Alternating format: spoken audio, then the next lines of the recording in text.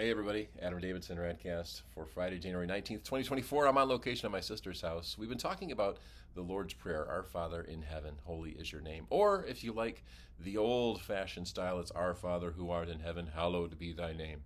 Holy is your name. Let's talk about that for a second. God is different. He's different from any other God, and we must acknowledge that there are other gods. Of course, when Jesus was teaching this prayer, the world was far more open to acknowledging its polytheism, the fact or the belief that there are many gods, than we are today. But I would submit to you that we are still functional polytheists in that we submit to all kinds of gods. The God of comfort, the God of success, the God of a great image online, the God of a perfect family, the God of our kids, the God of our marriage, the God of our own success. I mean, you name it.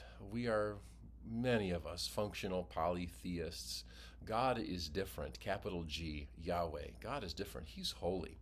And when we talk about holiness, the idea there is that this God is set apart, meaning that he is above our imagination, above our creation, and above our control, and that he is perfect in a way that we could never be on our own. And so recognizing God's holiness does a couple things for us.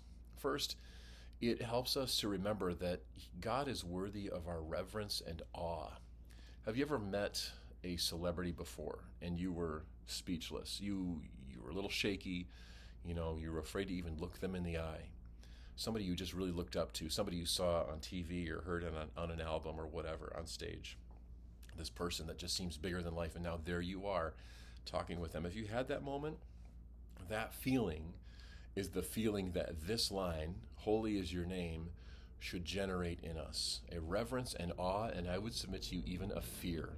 Not the fear that we have that, a person's going to break into our house and steal our stuff, but the fear that we are dealing with someone who is far greater than I, and that there's nothing I could do in response to what they can do that would, equip me to overcome them like they can me. God deserves our reverence and awe. That's the first thing that this does. The other thing it does, though, is it reminds us of God's grace, that a holy God through Christ has come to us. This is incredible grace. We have no business in God's holy presence. But then there's like another thing that it leads us to, and it's this. The instruction that God has for us, the command to be holy, for he is holy. He says, be holy, for I am holy.